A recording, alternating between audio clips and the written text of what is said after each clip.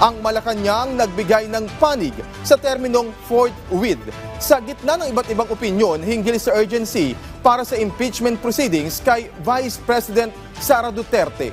Si Alvin Baltazar ng Radyo Pilipinas sa Balitang Pambansa.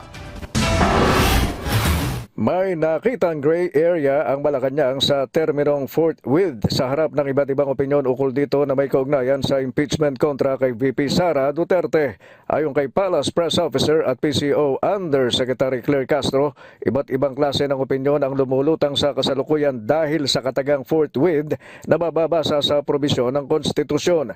Ayon kay Atty. Castro, walang kwestiyon na agad ikasa ang impeachment kung may sesyon.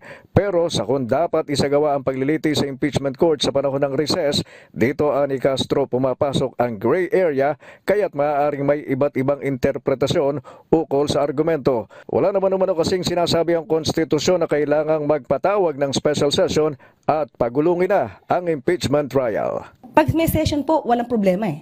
They have to do. But during the recess, wala po sinasabi ng konstitusyon na you have to call for special session to proceed with the impeachment proceedings or with the impeachment trial. Wala po kasing gano'n nakasabi sa konstitusyon. Samantala, nanindigan naman ang palasyo na hindi magmumula kay Pangulong Ferdinand R. Marcos Jr. para sa posibleng pagkakaroon ng special session. Hindi maganda ayon kay Atty. Castro na manggaling pa sa Pangulo ang inisyatibo sa pagpapatawag ng special session sa gitna na din ng anyay intriga na ang presidente umano ang nasa likod ng impeachment. Mas maigi ayon kay Castro na manggaling ang request mula sa Senado para sa pagpapatawag ng espesyal na sesyon.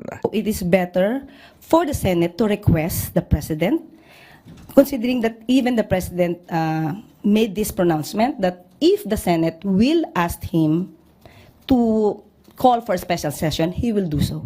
Para sa Balitang Pambansa, Alvin Baltazar ng Radyo Pilipinas.